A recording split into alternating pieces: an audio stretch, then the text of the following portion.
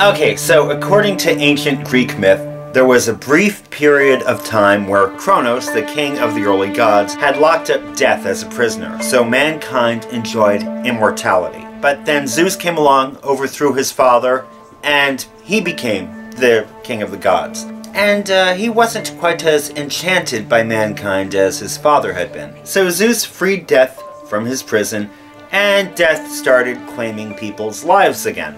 Of course, Prometheus, the god who created man, wasn't too thrilled with this.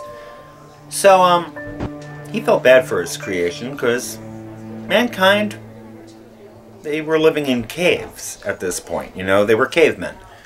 So, Prometheus decided to steal fire from the Great Hall in Mount Olympus, the home of the gods, and he gave fire to man and taught man how to use it. Zeus, of course, was not happy about this and had Prometheus chained to a rock. Every morning, a vulture would come and rip out Prometheus's liver. Overnight, the liver would grow back, the wound would heal, and then, of course, the next morning, the vulture swoops back in, and the vicious cycle continues. A few hundred years later, the god Odin found inspiration in this story, obviously, because when Loki, the prankster of the gods, went just a little bit too far one April Fool's Day, Odin chained him to a rock, and placed a giant snake above his head that dripped hot venom on his forehead all day long. Now, for the last couple thousand years, Loki's wife has stayed by his side with a bowl to catch the venom as it drips, to save her husband some of the pain.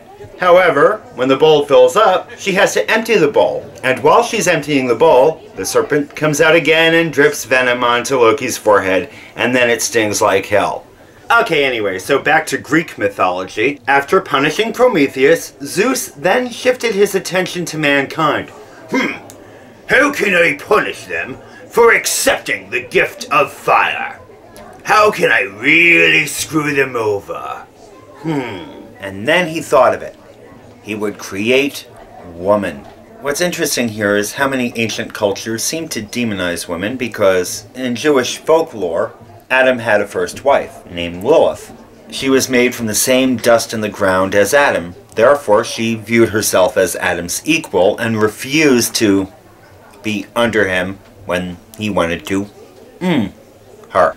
So she was cast out of the Garden of Eden, and then she mated with about 1,000 demons and gave birth to a whole bunch of demons and became a succubus and a child-murdering witch or something. Anyway, God then took one of Adam's ribs and made Eve, who was going to be subservient to her husband, but then Eve had this habit of talking to snakes. So one day a snake told her to eat from the tree of knowledge, and God had told Adam and Eve not to do that. But she did, and then she told her husband to do the same, and Adam did it, and so they were thrown out of the Garden of Eden. According to Kabbalah, the sin of Adam and Eve was not really that they ate from the tree of knowledge. It's that they ate from the tree of knowledge without first eating from the tree of life. You know, all that knowledge isn't going to do you a lick of good if you have no common sense and no life experience. Another thing, according to scripture, is that Eve didn't eat from the tree of knowledge until the serpent had told her, "Ye shall be like gods."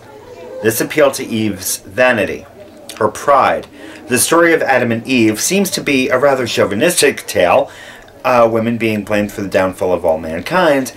At this point in history, evidence shows that most cultures worshipped both a god and a goddess.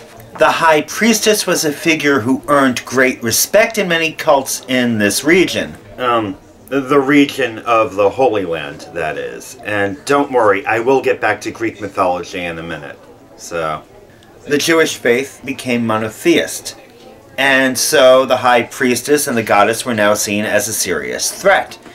Likewise, the serpent was also a sacred symbol in many neighboring regions, and just as big a threat to Judaism as the high priestess was. In fact, the serpent was used as a symbol of fertility in the Canaanite religion. So naturally, what Canaanites thought of as the giver of life into the world, the Jews would think of as the giver of death. The Greeks looked at women as both a giver of life and a giver of death. Wisdom was the earth mother goddess. She was the giver of life. So Pandora, the first mortal woman, would be the giver of death. Zeus told the god Hephaestus to carve a marble statue that was as beautiful as any of the goddesses. And he breathed life into this marble statue and named her Pandora. She was blessed with beauty, intelligence, all these wonderful traits. But Zeus gave her the worst gift of all, curiosity. She was then given as a bride to Epimetheus, Prometheus's brother. Now, Prometheus was able to always ask the question, what if? He thought ahead. Epimetheus was more about the here and now. Well, I don't reckon that it's gonna be a problem. And Prometheus had always warned his brother, do not accept any gifts from the gods. But she's pretty, and she can cook and clean. So, yeah, I don't see no problem here.